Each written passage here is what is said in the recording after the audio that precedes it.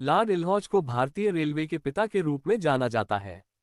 भारतीय रेलवे की स्थापना 16 अप्रैल 1853 को हुई थी। भारतीय रेलवे का मुख्यालय नई दिल्ली में है। जॉन मथाई ने स्वतंत्र भारत के लिए पहला रेल बजट नवंबर 1947 में पेश किया था। भारत में ट्रेन का इतिहास 168 साल से भी ज्यादा पुराना है। भारतीय रेल का राष्ट्रीयकरण 1950 में हुआ था। भारत में सर्वप्रथम रेलवे का शुभारंभ 16 अप्रैल 1853 को बोरीबंदर मुंबई से ठाणे के बीच 33.7 किलोमीटर की यात्रा के लिए चलाया गया था और 400 यात्रियों सवार थे, जिन्हें लेकर ब्रॉड गेज ट्रैक पर दौड़ी थी। ये रेल इंजन स्टीम इंजन था। दिलचस्प बात यह है कि इस दिन को सार्वजनिक अवकाश भी घोषित किया गया था। सर आर्थर कॉटन को ट्रेन के निर्माण का श्रेय दिया गया था, जिसका उपयोग मुख्य रूप से ग्रेनाइट के परिवहन के लिए किया जाता था।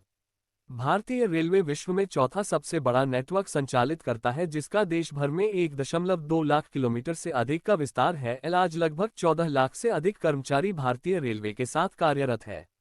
भारत रेलवे जनता को 3 तरह की सेवाएं प्रदान करती है: express train, mail express train और passenger train. Passenger train Indian train का किराया सबसे कम है और मेल एक्सप्रेस ट्रेन का किराया सबसे ज्यादा, जबकि एक्सप्रेस मध्यम किराया वाली ट्रेन होती है।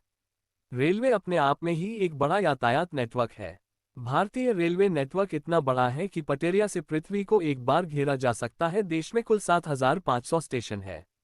भारत का रेल नेटवर्क 65,000 किलोमीटर लंबा है, जिससे भारतीय रेलवे संचालित करती है, जो सरकार के अधीन है। 2013 में भारतीय रेलवे ने करीब 8 अरब यात्रियों को सेवाएं दी हैं, जो दुनिया में सबसे अधिक है। वहीं दूसरी ओर माल ढुलाई के मालमेल में भारत करीब 1.01 मिलियन टन के साथ दुनिया में चौथा स्थान पर है। भारत में रेलवे माल और यात्रियों के लिए परिवहन का प्रमुख साधन प्रदान करता है। ये लोगों को दूर से दर्शनीय स्थानों की यात्रा, तीर्थ यात्रा और शिक्षा प्रदान करता है। भारतीय रेलवे पहले 100 वर्ष के दौरान एक महान शक्ति है। ये देश का सबसे अधिक इस्तेमाल किया जाने वाला और लागत प्रभावी लंबी दूरी की परिवहन प्रणाली है। ये भारतीय रेल मंत्री द्वारा संचालित किया जाता है। देखा जाए तो भाप इंजन से डीजल के इंजन और फिर बिजली के इंजन तक का इसका सफर शानदार रहा है। देश के विकास में रेलवे का बहुत महत्वपूर्ण योगदान है। रेल परिवहन सड़क परिवहन की तुलना में काफी किफायती है। सड़क परिवहन की तुलना में इसमें 6 गुना कम ऊर्जा खर्च होती है और 4 गुना अधिक किफायती है। परिवहन के प्रदूषण में भी रेलवे का योगदान कम होता है। रेलवे के निर्माण की लागत भी अन्य यातायात से लगभग 6 गुना कम बैठती है।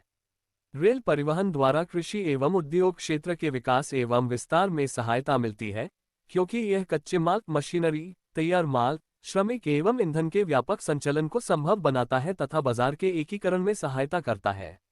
रेलवे द्वारा संख्या एवं अन्य आपदाओं से ग्रस्त क्षेत्रों में अनिवार्य वस्तुओं की त्वरित आपूर्ति की जाती है। भारत में रेल न केवल देश की परिवहन संबंधी आवश्यकताओं को पूरा करती है, बल्कि देश को एक सूत्र में बांधने एवं राष्ट्र के एकीकरण में भी महत्वपूर्ण भूमिका निभाती है। भारतीय अर्थव्यवस्था की प्रगति में भारतीय रेल का प्रमुख योगदान रहा है। देश में विभिन्न वस्तुओं की ढुलाई एवं यात्री परिवहन का प्रमुख साधन रेल ही है।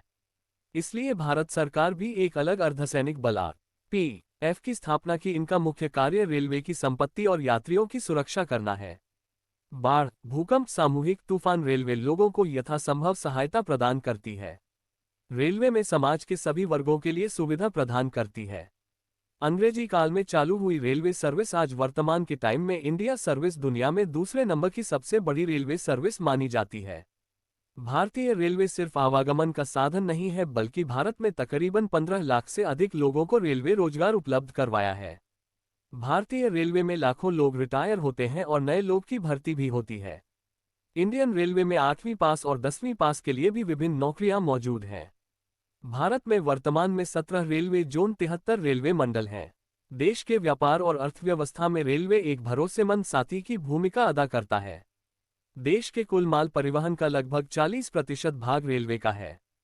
किसी बड़ी दुर्घटना के समय भी रेलवे द्वारा परिवहन, भोजन, चिकित्सा की सुविधा उपलब्ध कराकर लोगों को सुरक्षा का अनुभव करती है। भारतीय रेलवे अपने पैसेंजर को उनकी सहूलियत और बजट के हिसाब से सफर करने का अवसर देती है।